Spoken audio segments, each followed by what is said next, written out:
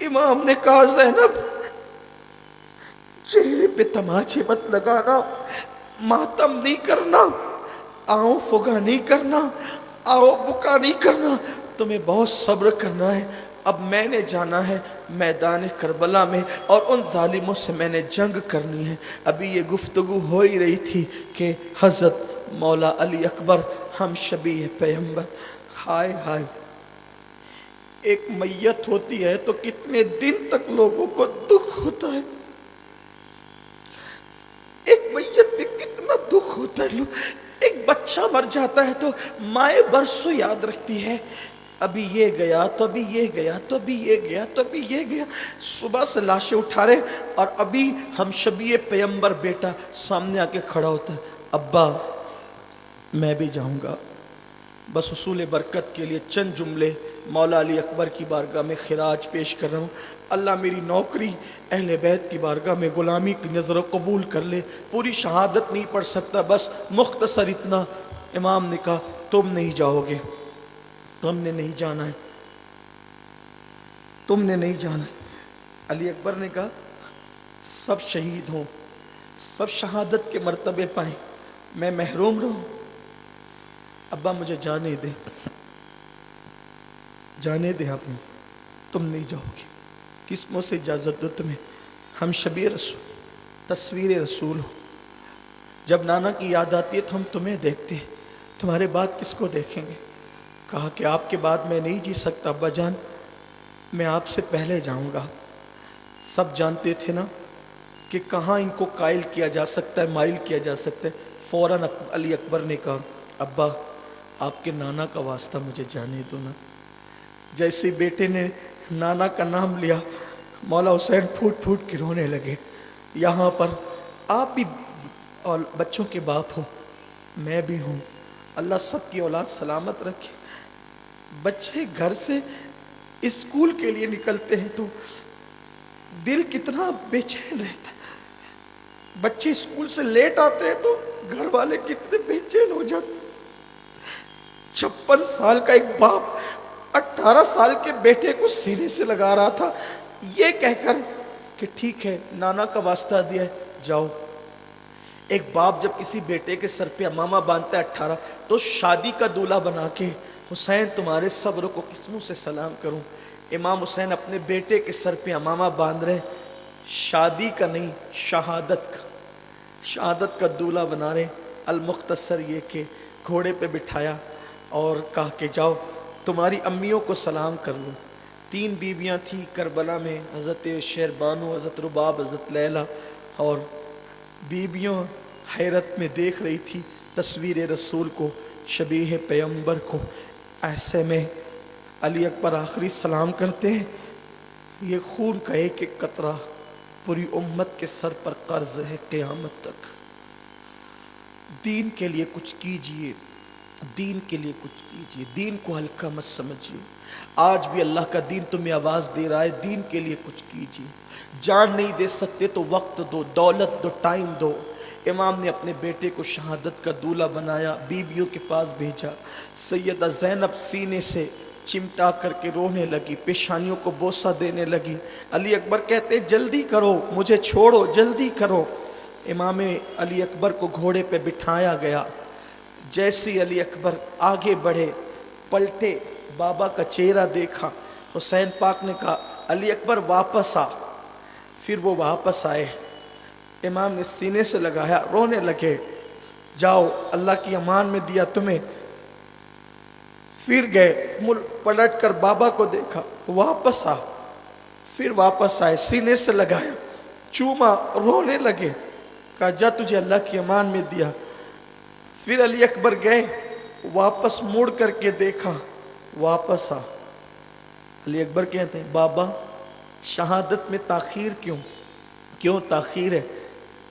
آپ مجھے بار بار واپس کیوں بلاتے ہیں؟ امام کہتے ہیں علی اکبر آج تجھے شاید میرے درد کا احساس نہ ہو، تجھے میری محبتوں کا احساس نہ ہو، میرے بیٹے آج حسین کے دل پہ کیا گزر رہی ہے، تجھے اس کا احساس اس دن ہوتا کہ تیری طرح کوئی تیرا خوبصورت بیٹا ہوتا، تیری طرح ہم شبیہ پیغمبر، تیری طرح کوئی تیرا خوبصورت بیٹا ہوتا اور وہ دشمن کے نرگے میں شہید ہونے کے لیے جاتا، تو اس وقت تیرے دل پر جو گزرتی، اس وقت وہ تیرے بابا حسین کے دل پہ گزر رہی ہے۔ جاؤ۔ علی اکبر رو پڑے، امام پھوٹ پھوٹ کے رو رہے تھے اور اللہ سے کہتے تھے اللہ مجھے صبر دے، اللہ مجھے صبر دے۔ امام کا وہ شہزادہ کربلا کی طرف گیا اور آپ نے یہ کہا انا علی ابن حسین ابن علی، میں حسین کا بیٹا علی کا پوتا علی ہوں، علی ابن حسین ابن علی ہوں، اور نحنو اہل البیت اولا بن نبی، ہم اہل بیت ہیں اور ہم لوگ سب سے زیادہ رسول اللہ کے قریبی ہیں۔ یہ کہہ کر کے کہا آؤ میرا مقابلہ کرو۔ مختصر یہ کہ امام علی اکبر نے خوب جنگ کی، سینکڑوں کو قتل کیا، پلٹ کر آئے، کہتے بابا بہت پیاس لگی، بابا بہت پیاس لگی، تھوڑا سا پانی ملے نا، میں سب سے لڑ سکتا ہوں۔ امام نے کہا کہ بیٹے پانی تو نہیں دے سکتا، البتہ جب ہمیں پیاس لگتی تھی اور پانی نہیں ہوتا تھا تو نانا اپنی زبان چوساتے تھے، میری زبان چوس دو۔ سوکھ کر کاٹا ہو گئی تھی حسین کی زبان، علی اکبر نے باپ کی سوکھی زبان چوسی اور آخری سلام کر کے رخصت ہو گئے۔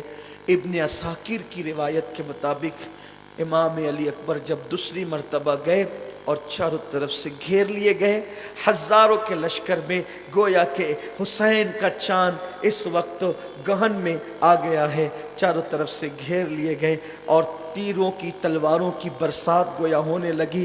ایک بدبخت نے امام علی اکبر کے سینے میں نیزہ ڈالا، نیزہ سینے کو چیرتا ہوا پیٹھ کی طرف باہر نکل گیا۔ علی اکبر زمین پر آ گئے اور آواز دی یا اباہو ادرکنی، میرے ابا جی میری مدد کیجئے۔